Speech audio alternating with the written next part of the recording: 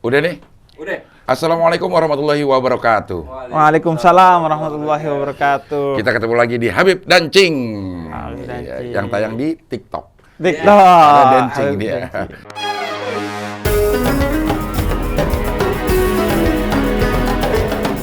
Apa kabar, Bib? Alhamdulillah baik. Gimana kabar, Cing? Alhamdulillah baik ya.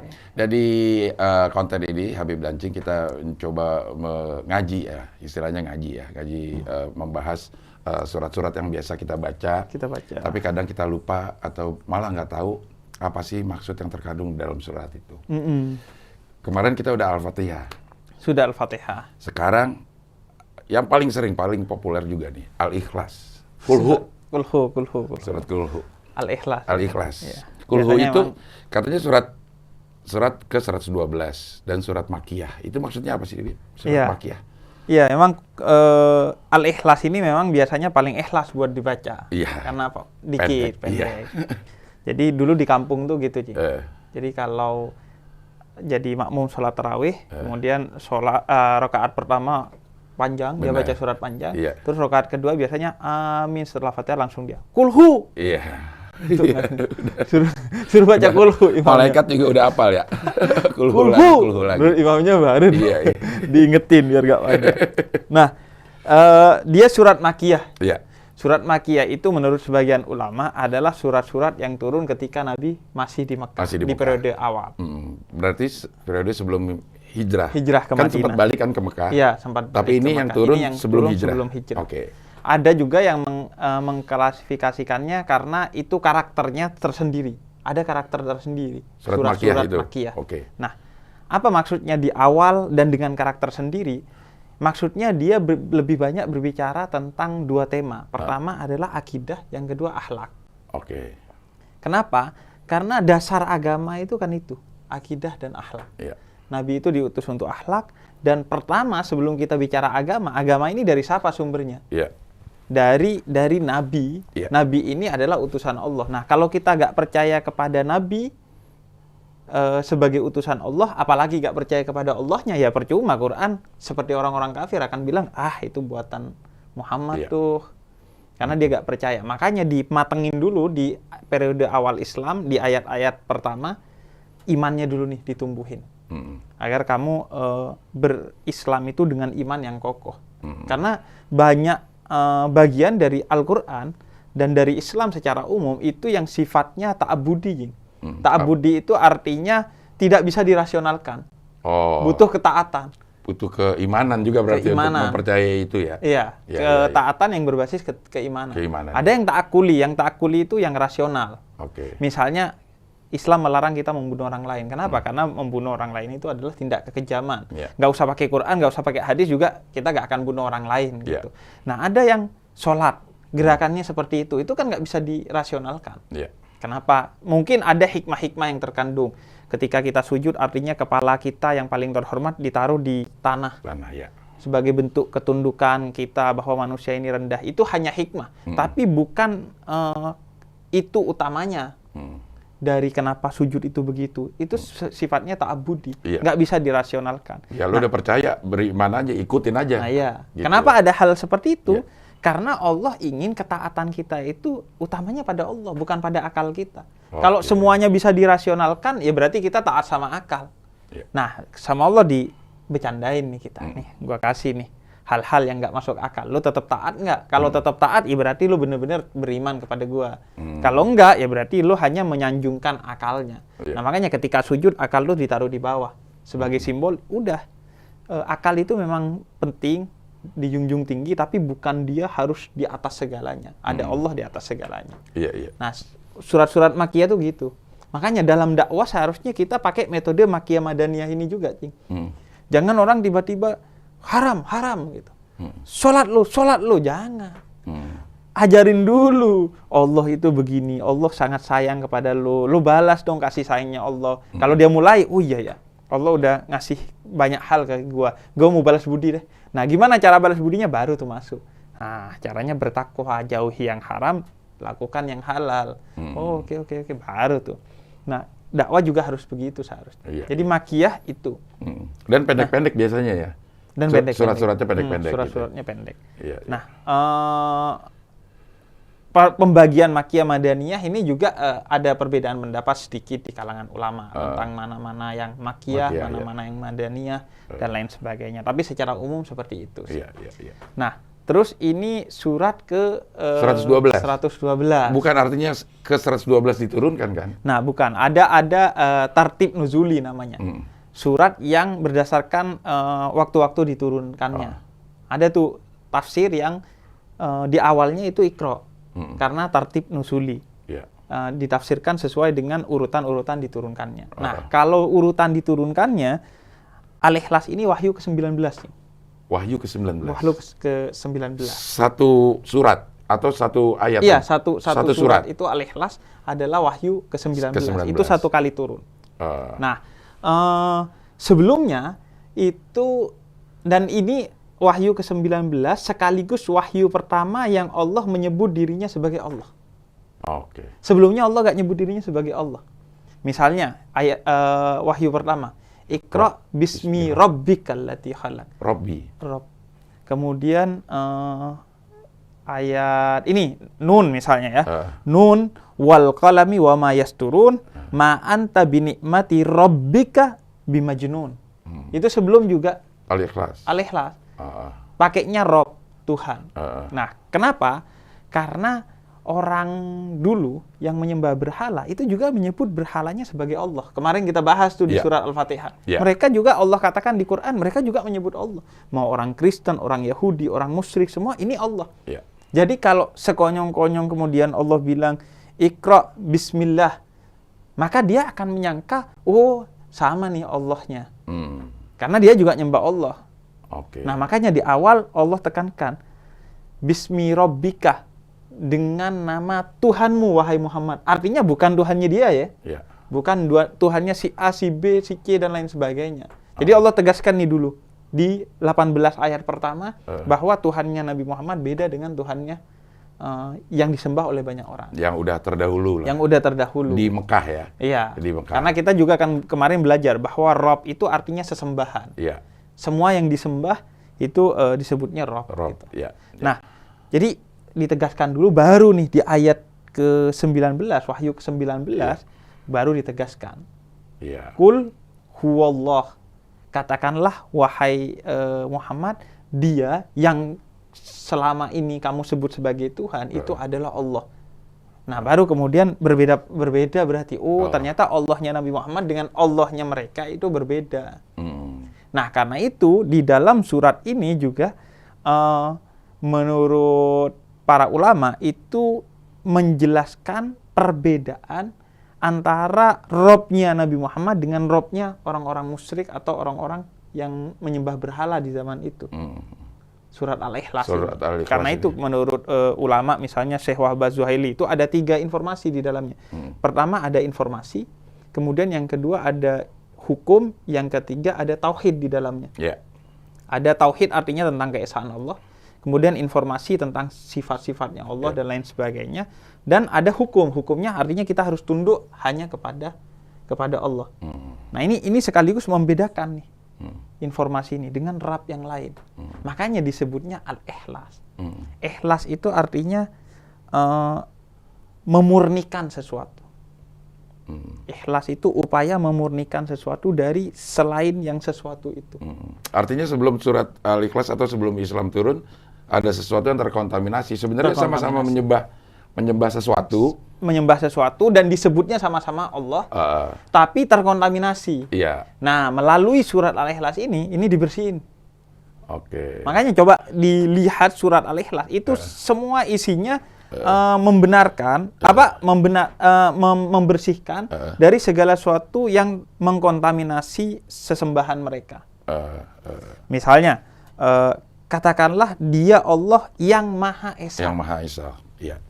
Jadi kalau orang-orang musyrik itu Tuhannya nggak Esa. Banyak patung dulu di Ka'bah bahkan. Banyak patung. Ada kemudian misalnya ada Tuhan kebaikan, Tuhan keburukan. Ada Tuhan yang ngurusi ini, Tuhan yang ngurusi itu, gitu, dewa-dewa dan lain sebagainya. Nah, ini dibersihkan. Enggak, Tuhan itu Esa. nggak ada job desk-nya. Oh, job desk-nya ini nggak ada. Ya satu itu Satu aja. itu. Iya. Nah, kemudian dia tidak beranak dan tidak pula diperanakkan. Nah, Karena banyak di zaman itu yang menganggap Tuhan itu adalah diperanakkan Iya. atau memperanakkan. ada keluarga Tuhan lah. Ada keluarga Tuhan. Iya, Nah, ini jadi dibersihin tuh Iya, iya, iya, semua. iya. Kemudian tidak ada yang setara dengan Tuhan. Nah, itu pokoknya semua dibersihkan. Makanya disebutnya al-ikhlas. Dimurnikan pemahaman kita tentang Allah itu melalui surat ini. Ya benar, itu berarti yang paling penting ya. Kalau Allahnya aja udah salah, nanti turunannya juga akan Turunannya pasti salah. kayak kan ada beberapa cerita yang pernah didengar. Dulu itu haji itu ya ada udah ritualnya ngelilingin Ka'bah, Iya. tawaf itu udah ada gitu. Cuma pada saat itu mungkin karena yang disembahnya beda, juga penghambaannya jadi beda. Ada yang telanjang, ada yang bersiul-siul, ada yang tepuk tangan. Iya. Tergantung sesembahannya gitu. Iya, begitu juga Jumatan dulu ada udah, Cing. Oh, Jumatan juga ada? Jumatan, tapi bukan sholat Jumat, dia sidang Jumat. Makanya Oke. kita kan kadang sidang Jumat yang dimuliakan oleh Allah. Oh, oke. Atau sidang Jumat yang berbahagia. Ya. Kadang orang agak kesel tuh, sidang Jumat yang berbahagia. Iya. Lagi punya utang, lu bilang Iya. bahagia. Dia dari Hong Kong. Kita ya. Iya. Nah, itu karena dulu sidang orang-orang Benar-benar pernah dengar juga itu. sebelum Islam setiap hari Jumat bersidang. Nah, maka Jumatan itu juga seharusnya jadi sidang kita untuk musyawarah, untuk saling meneguhkan persatuan kita. Makanya khutbah Jumat itu harus berorientasi mencarikan solusi bagi orang, kemudian mempersatukan. Tidak provokatif ya? Tidak provokatif. Iya. Nah, jadi karena dulu tuh memang ada sudah konsep Allah, konsep apapun. Baru dimurnikan, al-ikhlas. Dimurnikan. Iya. Nah, oke, sekarang kita bahas satu-satu di Bib. Maksudnya dari setiap ayatnya apa ya? Tadi udah terbahas di ayat yang pertama, atau mungkin ada elaborasi lain di ayat atau pertama? gini, sebelum bahasnya kita bahas asbabun nuzulnya, Jing. Oh, oke. Kenapa ayat ini turun? Ya. Jadi kenapa ayat ini turun? Itu menurut para ulama, misalnya At-Tabari, kemudian beberapa ulama lain, itu jadi Nabi Muhammad nih kan membawa konsep tentang Allah. Iya. Kemudian dia mempromosikannya, beliau mempromosikannya. Kemudian orang-orang musyrik ini tersinggung. Iya. Tersinggung. Akhirnya diutuslah satu utusan untuk ketemu Nabi Muhammad. Bilangin ke Nabi Muhammad bahwa kamu ini jangan bawa konsep yang aneh-aneh. Karena pertama bikin perpecahan. Kamu ini bikin perpecahan. Kemudian yang kedua, kamu ini menghina sesembahan kami. Iya. Kata dia. Dan kemudian yang ketiga, kamu ini bikin kami nggak menghormati nenek moyang kami. Karena ini ajaran ini sudah warisan dari nenek moyang kami. Kemudian kata dia, makanya kamu ini kalau gila, ayo saya sembuhkan. Ibarat kata saya bawa psikiater nih kamu. Ya. Kalau kamu nggak miskin, saya kasih harta deh. Kami akan sumbangan ngasih harta kepada kamu. Dan kalau kamu butuh perempuan untuk mendampingi kamu, biar kamu nggak ngaco, saya carikan perempuan. Kemudian kata Rasul, sesungguhnya aku adalah utusan Allah. Yang diutus untuk membawa kamu kepada Allah yang Esa itu. Dan membersihkan kamu dari berhala-berhala. Nah, ini juga pelajaran, Jing. Jadi pertama, ajaran itu jangan sifatnya warisan. Oke. Karena itu tradisinya orang-orang penyembah berhala. Orang-orang musyrik dan orang-orang kafir Quraisy. Iya. Jangan, kenapa lu begini? Iya, bapak gua begini. begini. Tapi lu gak tahu maknanya. Akhirnya ya udah. Iya. Agama dijalani tanpa makna. Iya. Jadi jangan jadikan agama itu warisan, harus dipelajari. Kemudian yang kedua, jangan tersinggung pada ajaran-ajaran agama lain yang menurut kamu menyinggung. Karena lakum dinukum waliyadin. Ya. Setiap agama itu punya konsepnya sendiri, jangan tersinggung. Jangan misalnya tersinggung pada konsep kemarin kita bicara, Allah menurut orang Kristen itu begini-begini. Kita jangan tersinggung karena itu agama dia. Nah, ini kan orang musyrik itu tersinggung. Nabi Muhammad bawa konsep Allah tersinggung. Kamu menghina saya. Bukan menghina, itu konsep Allah menurut saya. Ya. Itu bukan berarti menghina. Ya. Dan kemudian jangan perbedaan itu membuat kita terpecah belah. Karena kata dia kan, kamu bikin kita terpecah belah. Nah, perbedaan dalam agama, dalam iman itu biarkan berjalan sendiri. Jangan membuat kita terpecah karena perbedaan agama atau iman. Tiga hal yang dikomplain ini kemudian dibenarkan dalam Islam. Diluruskan agar agama jangan warisan. Kemudian jangan perbedaan iman membuat perpecahan. dan juga jangan tersinggung hanya karena perbedaan iman di antara kita dan Ini yang perpecahan maksudnya kan secara sosial ya, secara Iya, masyarakat secara gitu sosial. ya. Kalau keimanannya masing-masing dong, Iya, harus perbedaan berbeda. itu bukan Iya. perpecahan. Iya. Nah, itu perbedaan nggak apa-apa. Yang nggak boleh perpecahan sosialnya. Oke, iya. Nah, itu maka ya udah gimana kata Nabi ya enggak. Oh, saya bukan orang gila dan saya nggak butuh wanita apalagi Harta, duit. ya. Enggak, saya nggak butuh. Ya udah hanya balik lagi nginfoin ke geng musyrik ini. Ya udah bilang aja kalau gitu gini diutus lagi tuh utusan orang musyrik ke Nabi Muhammad. Lanjutan dari asbabun nuzulnya bahwa kalau begitu rob-robnya kamu ini apa sih? Kamu kemarin Tuhanku. Siapa Tuhanmu ini? Maka kemudian Jibril turun memberikan ayat ini. Oke, untuk menjawab Nah, pertanyaan-pertanyaan itu. kemarin ya. nih kan saya sudah kasih konsep tentang Tuhan. Iya. Nah, Tuhan menurut saya itu siapa? Nah, Al-Ikhlas ini menjelaskan dasar-dasar dari ketuhanan. Iya. Nah, kalau ini dilihat dari Al-Quran secara keseluruhan, banyak surat yang memang menjawab pertanyaan-pertanyaan atau situasi saat itu ya, Bib? Iya, banyak. Oke. Banyak. Dan beberapa, misalnya itu bukan hanya tradisi Nabi Muhammad. Nabi Ibrahim juga berdebat dengan penyembah-penyembah berhala yang diabadikan dalam Al-Quran. Oke. Kamu nyembah matahari. Matahari kan adanya siang doang, kata Iya. Nabi Ibrahim. Malam nggak ada. Masa Tuhan lo inian sih, sip-sipan gitu. Sip-sipan, ya. Dia Nah, terbit di ufuk timur, tenggelam di ufuk barat. Kenapa matahari tenggelam? Karena dia nggak bisa berenang katanya. Jadi tenggelam. Iya. Nah, itu di banyak. Artinya Quran itu mengajari kita untuk ya sudah kalau kamu merasa benar, ayo kita berdiskusi. Berdebat gitu. Yang penting tetap dalam suasana yang hangat gitu. Kepala boleh panas, hati yang penting tetap dingin. Iya. Nah, jadi banyak tuh ayat-ayat yang seperti itu. Dan karena itu, Cing, karena pentingnya ini kan konsep dasar keimanan di surat Al-Ikhlas. Nah, karena itu diriwayatkan di antara khasiat membaca surat Al-Ikhlas itu setara dengan membaca sepertiga Al-Quran. Itu masyhur banget itu kisah. Iya, Ya. populer banget. Populer banget gitu. Jadi Itu riwayat dari Nabi gitu. seperti- Jadi ada satu sahabat kesel ngelihat sahabat lain baca Al-Ikhlas. Iya. Gimana tuh sahabat kalau hidup zaman ini? Iya, Semua iya. orang baca Al-Ikhlas. Iya. Nah, kemudian lapor kepada Nabi. Nabi, dia baca Al-Ikhlas, kata Nabi. Al-Ikhlas itu sepertiga dari Al-Quran, ya nggak apa-apa gitu. Tapi jangan diakalin gitu. Iya. Nggak ngaji. Nggak ngaji. Baca Al-Ikhlas 4 kali, udah lebih tuh. Sekali Iya. hatam berarti. Iya. Sepertiga. Iya. Lebih udah. Makanya ada yang ini orang-orang tua dulu atau memang ada tuntunannya ya. Kalau mau sebelum tidur baca Al-Ikhlas 3 kali. Iya. Itu ada tuntunannya atau memang karena riwayat itu yang sepertiga jadi dianggapnya kalau 3 kali ya satu Al-Quran. Iya. Ya itu pendidikan bagi kita untuk menghatamkan Al-Quran setiap hari. Ya nggak bisa hatam Al-Qurannya minimal dengan Al-Ikhlasnya. Oke. Dan memang banyak khasiat lain. Karena gini, kenapa bicara khasiat ini penting dan di awal? Soalnya biasanya orang tuh kalau dikasih obat, nanya, ini khasiatnya apa dulu Iya. nih? Manusia itu emang senang diiming-imingi dulu. Iming-imingi. Iya, betul. Kalau nggak diiming-imingi, akhirnya dia nggak nonton sampai selesai. Nih. Benar, Kita benar. iming-imingi dulu. Iya. Kita iming-imingi. Ini berdasarkan riwayat-riwayat dari Nabi. Surat Al-Ikhlas itu pertama bikin kaya. Oke. Ya, yang jelas bikin kaya sih kerja. Iya. Tapi doanya itu dengan surat Al-Ikhlas. Iya. Yaitu setiap mau masuk rumah baca surat Al-Ikhlas. Oke. Itu riwayat dari Nabi Syekh Maliki nih, Syekh Muhammad Al-Maliki yang membawa riwayat ini menjelaskan dalam salah satu kitabnya itu bikin rezeki kita aman. Oke. Jadi kita jadi kaya lah atau minimal berkecukupan. Jadi kalau mau masuk rumah baca surat Al-Ikhlas sekali. Tapi rumah kita ya. Rumah kita. Jangan rumah orang. Rumah orang ya. Iya memang nama rezeki sih, Iya, tapi iya. rezeki haram.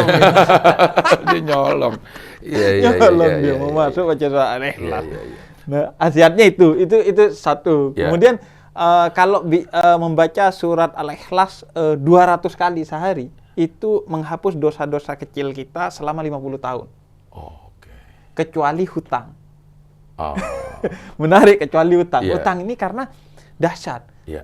Utang ini sampai mati dibawa sama kita. Iya. Kita emang mati nggak bawa harta, tapi utang dibawa.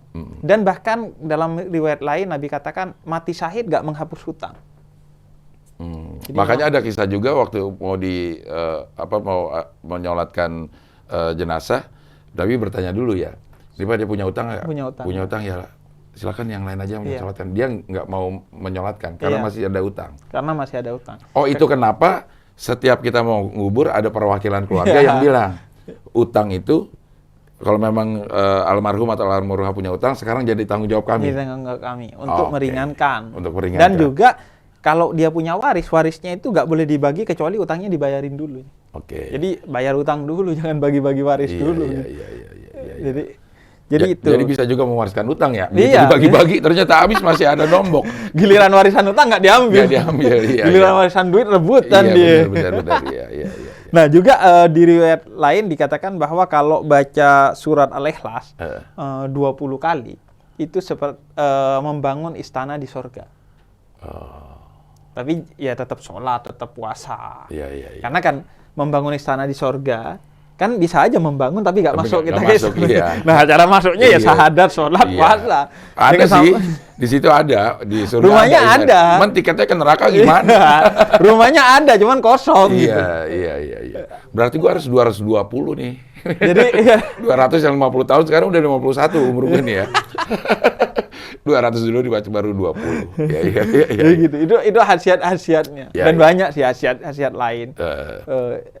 Menjaga kita dari kecenderungan untuk kafir, untuk menyekutukan Allah itu ada. Ya, Baca. karena isinya memang tentang keesaan itu. Allah ya. Jadi memperbanyak baca surah Al-Ikhlas itu baik gitu.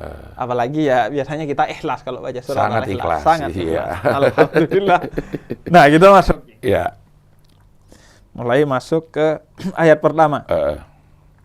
Qul huwallahu ahad ya.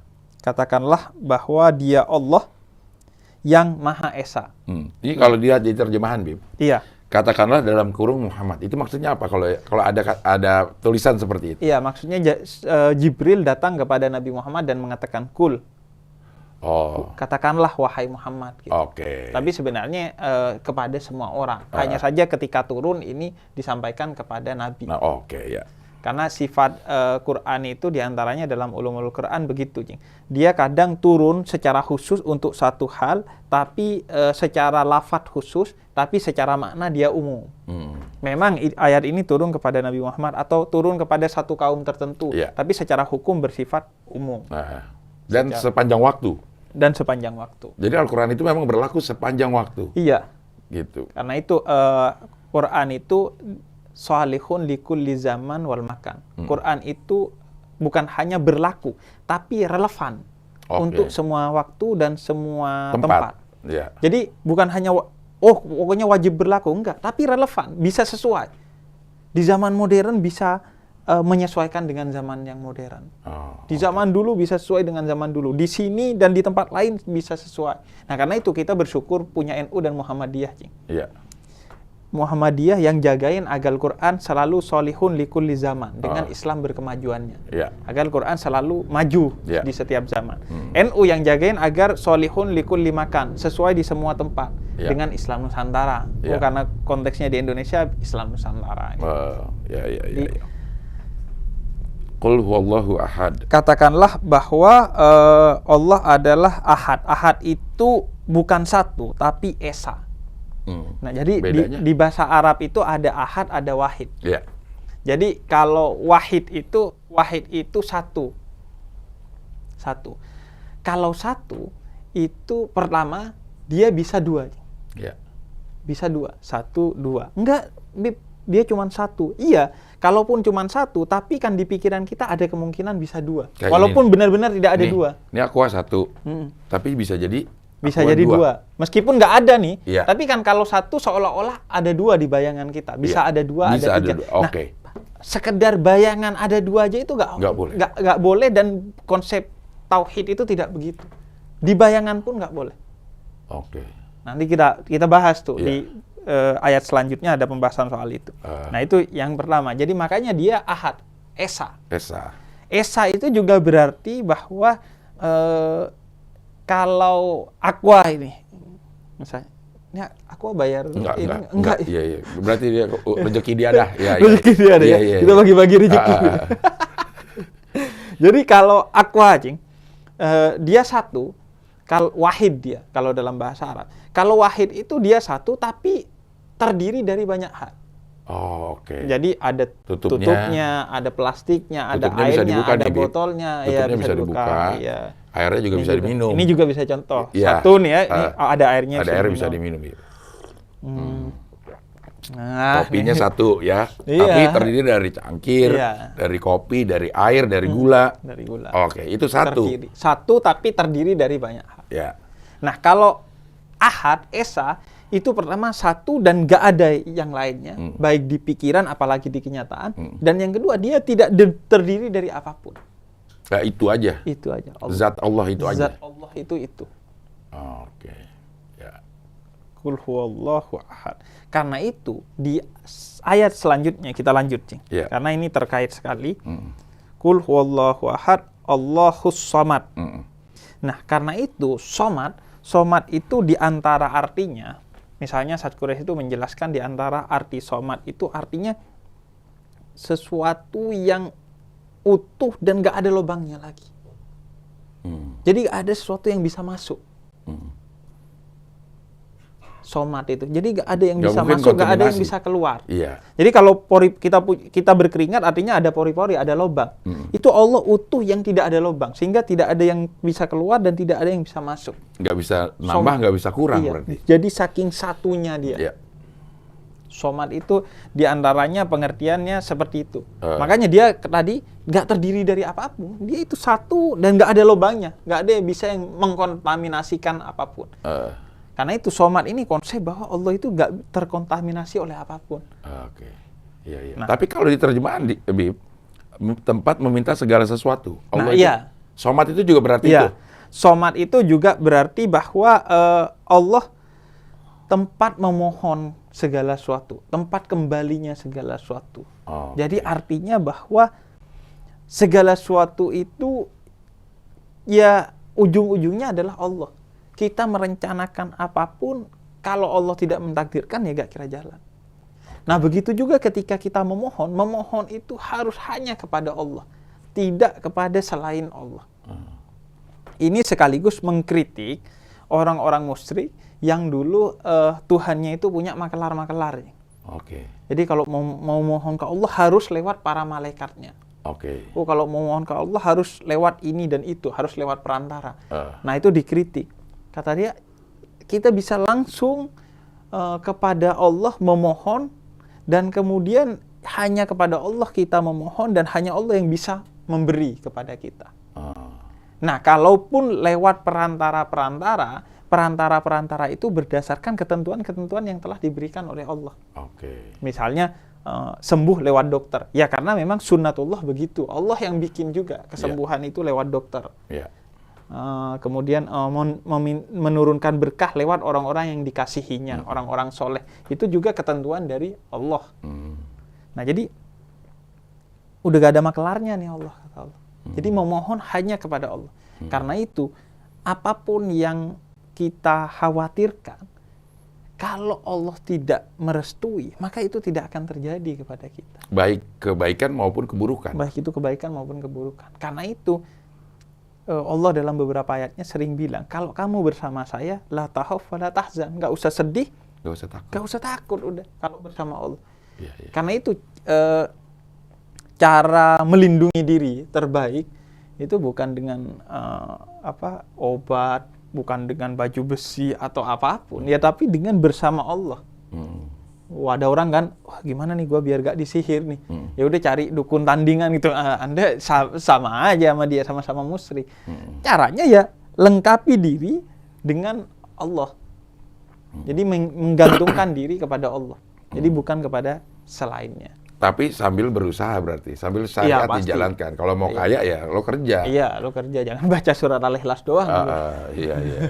Masuk rumah baca surat Al-Ikhlas. Lama-lama barang-barang lo ikhlasin ke pegadaian. Iya. Kalau jadi nggak keluarga besar pegadaian. Iya. Gue jadi ingat kawinan gue disponsorin pegadaian. Pas kawin gue gade habis nikah.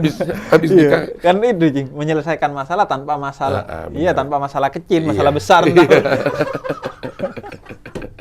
dapat masalah buat nyicilnya lagi kita. Iya, iya, iya.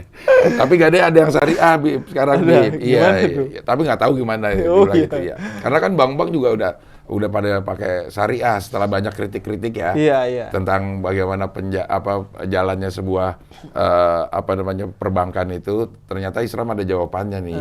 Iya. Kalau mau aman sesuai dengan syariah, ternyata ada Pegadaian ada syariah, bank ada syariah. Iya, asuransi juga Asuransi ada juga yang syariah. udah ada syariah Iya, gitu. sebenarnya- Artinya memang benar tadi Islam itu pasti relevan di segala Pasti relevan. di segala tempat dan di segala waktu. Yang dilarang oleh Islam itu pasti keburukan. Ah, Kalaupun kita nyangka itu bukan keburukan, hanya karena pemahaman kita belum sampai bahwa ada keburukan di baliknya. Jadi Islam itu sesuai, yang dilarang pasti yang buruk-buruk. Ada keburukan di dalamnya. ya, ya, ya. Oke, kita kembali lagi di Allahu Samad, udah selesai tentang Ya, Allahu Samad. Allah Samad. Yang ayat ketiga, lam yalid walam yulad. Ini memang sangat cocok banget sama kondisi saat itu ya. Kondisi saat itu, saat Tuhan mereka masih banyak dan merasa Tuhan juga ada anaknya, ada gerombolan-gerombolan Tuhan yang ini ada maklar-maklar tadi gitu. Nah, ini keluar. Jadi lam yalid walam yulad. Menurut Ibnu Abbas itu kritik kepada orang-orang yang kata Cing Abdel itu menganggap ada anak Tuhan, menganggap Tuhan diperanakan. Makanya kata Ibnu Abbas, maksudnya Tuhan itu tidak diperanakan, dia bukan seperti Sayyidah Maryam. Maksudnya Tuhan tidak beranak, dia tidak seperti Sayyidah Maryam. Sayyidah Maryam ini kan udah keren banget, Cing. Mukjizat banget, gak ada lakinya bisa punya anak. Di zaman dulu. Di zaman sekarang sih ada, nggak ada lakinya dia punya anak.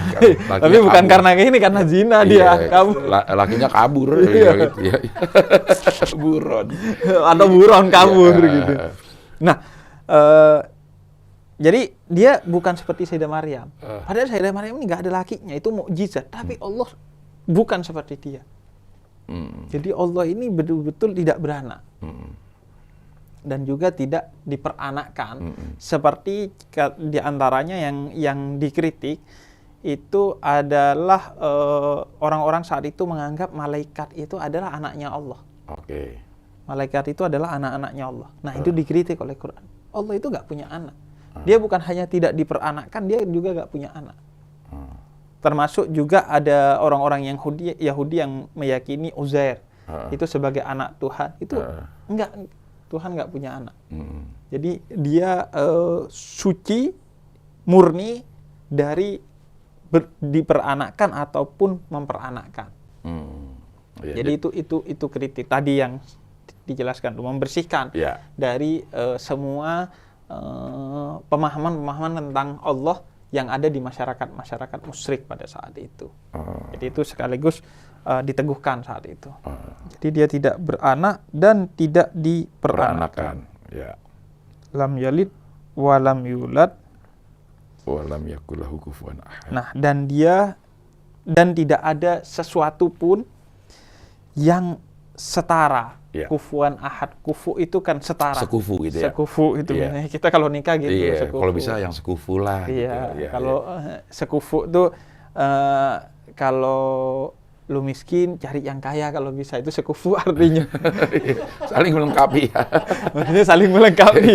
Karena kalau sekufu itu miskin ketemu miskin kayak tulang ketemu tulang. Iya. Kata orang Madura seperti jangkar, gampang aja pedot gitu. Karena tulang ketemu tulang. Sekufu bisa jadi saling mengisi. Saling mengisi ya. Yang miskin sama yang kaya. Iya, jadi yang miskin ke bawah kaya, yang kaya ke bawah miskin. Yang penting saling melengkapi lah. Saling melengkapi.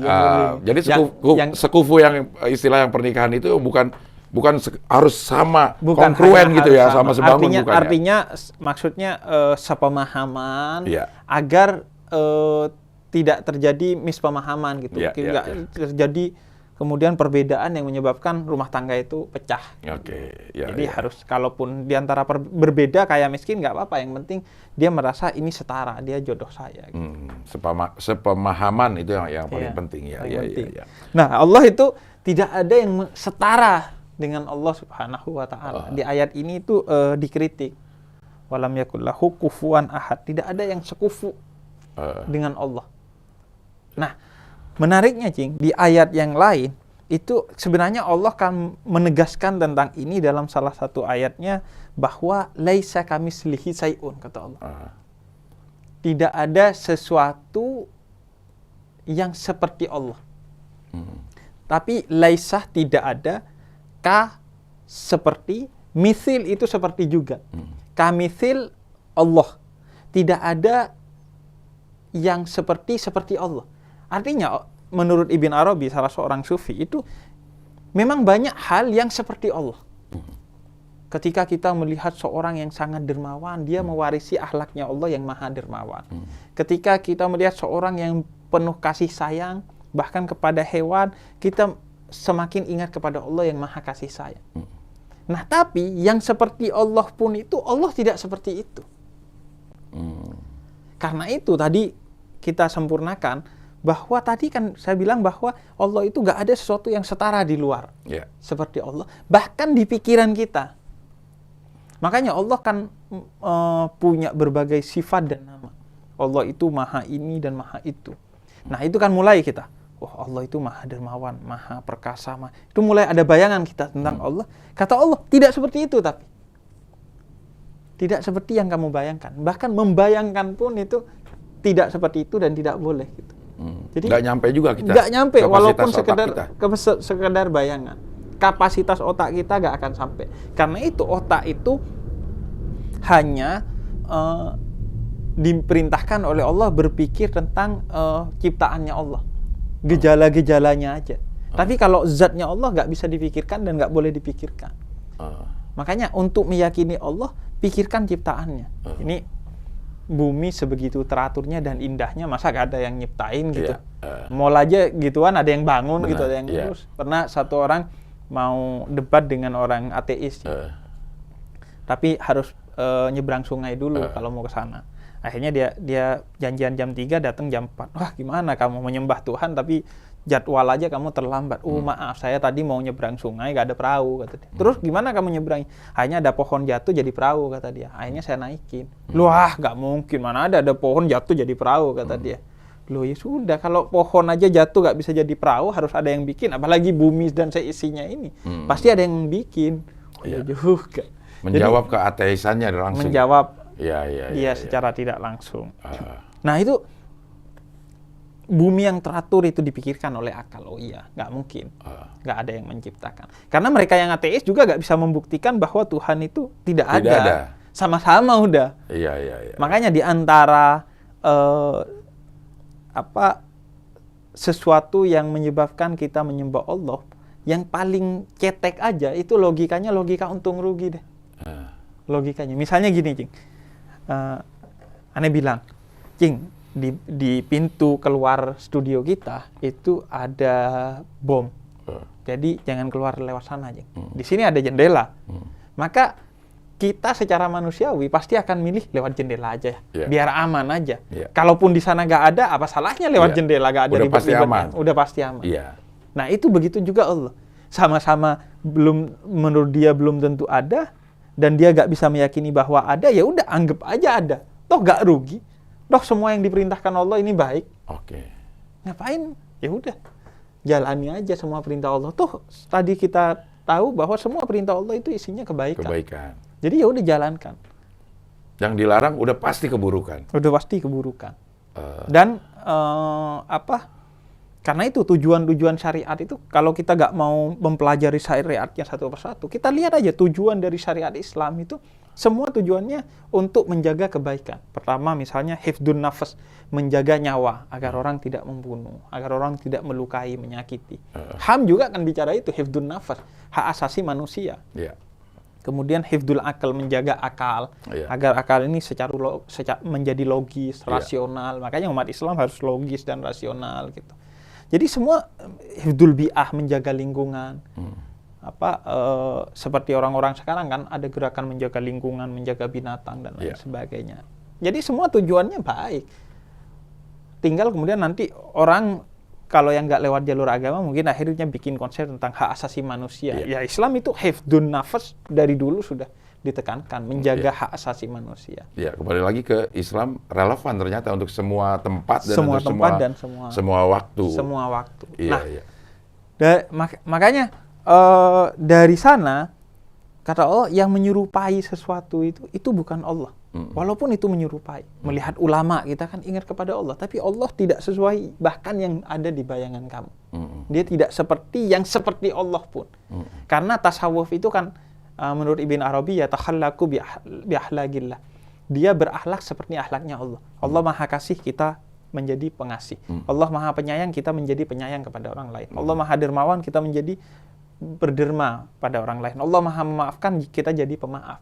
Nah, kalau orang begitu pemaaf, pasti orang akan membayangkan, wah, ini menggambarkan akhlaknya Allah. Nah, muncul bayangan tentang Allah, Allah tidak seperti bahkan yang dibayangkan. Iya. Nah, karena akal ini tidak bisa berpikir tentang Allah, maka yang paling kita andalkan dalam mendekatkan diri kepada Allah itu adalah hati kita. Iman.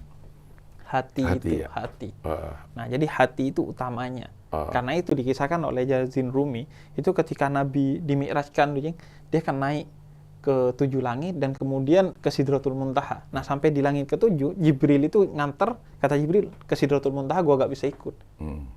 Akhirnya Nabi pergi sendiri, karena Jibril akan terbakar kalau ikut. Kemudian Nabi naik sendiri, bertemu dengan Allah wa qaba qausaini aw adna, sampai jarak terdekat yang pernah dilakukan oleh manusia dalam pertemuan dengan Allah. Nah, kata Jalaluddin Rumi, Jibril itu simbol akal. Dia cuma bisa nganter agar kita dekat kepada Allah. Yang ketemu Allah itu adalah hati kita. Akal gak bisa melogikakan Allah. Dia hanya nganterin aja. Ketika untuk ketemu Allah itu hati utamanya. Nah, karena itu butuh hati yang ikhlas, yang damai, untuk kemudian kita merasakan kehadiran Allah. Kalau mau dimasukin ke akal, sampai kapanpun nggak kira bisa masuk akal. Karena bukan wilayah akal. Sama kayak sains. Ada orang, bisakah sains membuktikan Tuhan? Ya nggak akan bisa, karena sains itu tentang sesuatu yang bisa diindra dengan 5 panca indera kita. Sedangkan Allah tidak bersifat seperti itu. Nggak bisa dianalisa lewat jalur sains. Iya. Termasuk juga sains nggak bisa bilang bahwa Tuhan nggak ada. Karena kenapa? Begitu dia bilang Tuhan nggak ada, berarti dia lebay udah. Itu bukan urusannya dia ngurusin. Dia kan nggak bisa neliti tentang hal-hal yang tidak bersifat bisa diindra dengan 5 panca indera kita ini. Iya. Jadi memang ada hal-hal yang memang kayaknya kalau kita ini kayak nggak keterima sama akal, tapi keterima sama hati. Iya. Misalnya sedekah ya, Bib ya. Banyak yang bilang kalau kita ngeluarin sesuatu kan artinya akan berkurang. Iya. Kita punya 5, kita kasih ke orang 2, berarti kita punya 3. Tapi konsep sedekah nggak seperti itu kan, Bib ya. Kalau kita punya 5, kita kasih ke orang 2, berarti bukan hanya tinggal 3 punya kita. Mungkin akan jadi lebih banyak. Iya. Itu hati urusannya ya. Itu urusannya hati. Udah bukan matematika lagi. Bukan matematika lagi. Karena memang kan kalau kita belajar filsafat misalnya, itu memang kebenaran-kebenaran itu beda. Ada kebenaran yang sifatnya empirik, kebenaran yang dihasilkan melalui 5 panca indera. Ada kebenaran yang sifatnya rasional, kebenaran yang didapatkan dengan akal. Ada kebenaran yang sifatnya intuitif, yang dirasakan dengan hati. Jadi hati yang merasakan kehadirannya. Dan berapa banyak hal yang kita lakukan di dunia ini dengan hati sebenarnya utamanya. Misalnya kita dengan anak kita deh, relasinya itu kan hati. Kita dengan istri kita gitu, relasinya hati. Kalau pakai rasional, nggak lolos kita rumah tangga nih. Harus pakai hati utamanya. Iya. Udah gitu misalnya contoh inilah yang dengan hati ya, sama anak ya, Bib. Kalau misalnya gitu, yang dulu kayaknya lebay banget dipikirin pakai akal. Kalau lo capek kerja, nanti pulang ketemu anak, capek lo pasti hilang. Secara akal kan nggak mungkin. Masih dengan melihat sesuatu terus bisa hilang. Tapi itu terjadi. Itu terjadi. Karena relasinya hati ya. Iya, relasinya hati. Karena itu yang paling diandalkan dari diri manusia, kata Rasul itu harusnya adalah hatinya. Kalau hatinya baik, semuanya akan ikut. Imamnya itu hati. Itu terasa banget. Kalau habis syuting malam gitu, pulang kerja kan anak pasti tidur sama istri. Udah capek segala macem, lampu, pusing lah. Begitu ngeliat anak tidur gitu di samping istri itu langsung ada perasaan langsung pengen meluk istri. Iya. Kirain meluk anak. Kirain. Kan karena relasinya sama hati juga, Bib, sama istri kan. Sama-sama. Kirain gitu. Aduh, saya udah serius, udah patah dia. Iya. Aduh, ya. Jadi pakai hati. Pakai hati. Ada beberapa hal Milih memang. jodoh juga kalau pakai akal yang repot. Iya. Makanya kan ada mawaddah, ada rahmah. Rohmah. Mawaddah itu cinta yang pakai akal. Hmm. Tapi kalau rahmah cinta yang udah gak masuk akal. Hmm. Jadi kalau mawaddah cinta karena dia kaya, karena dia tampang, karena dia ini dan itu. Tapi kalau rahmah itu sudah cinta yang tulus sudah. Ada satu kakek nenek itu kata kakeknya bikinin saya kopi. Terus kata anaknya yang denger itu, kata anaknya biar saya, karena nenek kan ibu kan sudah tua. Oh enggak, saya mau bikinan ibumu. Hanya ibunya diantar sama anaknya ke dapur bikin kopi, tapi mau ngambil gula nggak jadi, kena ke garam karena sama-sama putih kata dia. Udah dikasih ke kakeknya, terus diminum sama si kakek ini. Kata dia, kopi buatanmu selalu asin. selalu enak kata dia. Selalu enak kata dia. Kaget anaknya. Nah itulah rahmah. Walaupun secara rasa itu sebenarnya asin, tapi dia gak merasakan asin itu karena besarnya cinta dia sudah. Tulusnya cinta. Walaupun kekurangan tampak kelebihan. Gak pakai skincare, gak pakai apa, tetap kelihatan cantik. Kadang udah skincare, tapi kalau kita lagi suntuk, lagi tengkar sama istri, itu jadi kelihatan jelek gitu. Nah itu kan bukan mata yang berbohong, mata nggak bohong, tapi hati. Iya. Jadi kita ini bahas pernikahan atau percintaan atau surat Al-Ikhlas. Iya. Kan relevan dengan segala ini. Tapi ini menariknya tadabbur itu, renungan itu bisa bikin kita relevan kemana-mana dengan merenungkan Al-Quran itu. Iya. Ini dari surat Al-Ikhlas yang cuma 4 ayat. Cuma 4 yang nilainya sepertiga Al-Quran. Sepertiga Al-Quran. Ternyata memang banyak sampai kita masuk ke masalah rumah tangga. Karena kan awal-awalnya dari sini. Iya, awalnya dari sini. Iya. Makanya ini dari Jadi, tapi itulah kayanya Al-Quran. Iya. Jadi Al-Quran itu diantara yang kekayaannya, setiap misalnya kita baca nih Cing, Al-Ikhlas sekarang udah kelar nih. Besok Cing Abdul baca lagi, itu ada pemahaman yang nambah lagi.